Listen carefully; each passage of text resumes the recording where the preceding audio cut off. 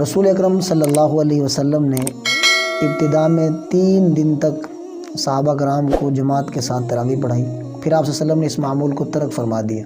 صحابہ کرام کو حکم دیا کہ تم اپنے طور پر تراویح کی جو نماز ہے اس کو ادا کر لیا کرو۔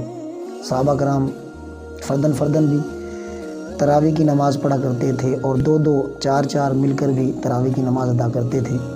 آپ صلی اللہ علیہ وسلم سے پوچھا گیا کہ اس معمول کو ترک کیوں کیا، تو آپ نے فرمایا مجھے اندیشہ ہے کہ کہیں اس نماز کو تم پر فرض نہ کر دیا جائے، اس لیے رسول اکرم صلی اللہ علیہ وسلم نے اس معمول کو جماعت کے ساتھ ترک فرما دیا۔ لیکن آپ صلی اللہ علیہ وسلم خود بھی تراویح کی نماز پڑھتے تھے اور صحابہ کرام بھی فرداً پڑھتے تھے، بعض جماعت کے ساتھ پڑھتے تھے۔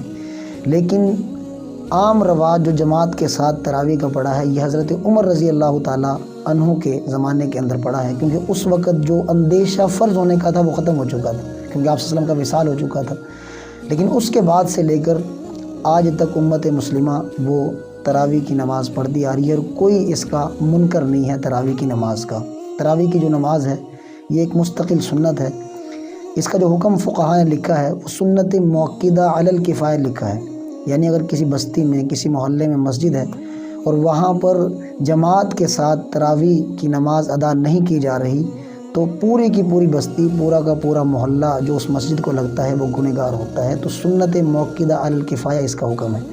اور یہ بات بھی ذہن میں رکھنے کی ہے کہ اس تراویح کا روزے کے ساتھ یہ تعلق نہیں ہے کہ اگر خدا نخواستہ آپ روزہ نہیں رکھتے تو آپ تراویح بھی نہیں پڑھیں گے۔ تراویح ایک علیحدہ مستقل عبادت ہے اور روزہ علیحدہ مستقل عبادت ہے، یعنی یہ دونوں آپس میں لازم ملزوم نہیں ہیں۔ یعنی اگر کوئی بندہ خدا نخواستہ روزہ نہیں رکھتا تو تراویح وہ بھی پڑھے گا۔ تو تراویح ایک مستقل رسول اکرم صلی اللہ علیہ وسلم کی سنت ہے، اللہ تعالیٰ کے قریب ہونے کا ایک بہت بڑا ذریعہ ہے۔ 40 مقامات قرب ہیں جو تراویح کے اندر بندے کو نصیب ہوتے ہیں، اس لیے تراویح کسی بھی حالت میں ہمیں نہیں چھوڑنی چاہیے۔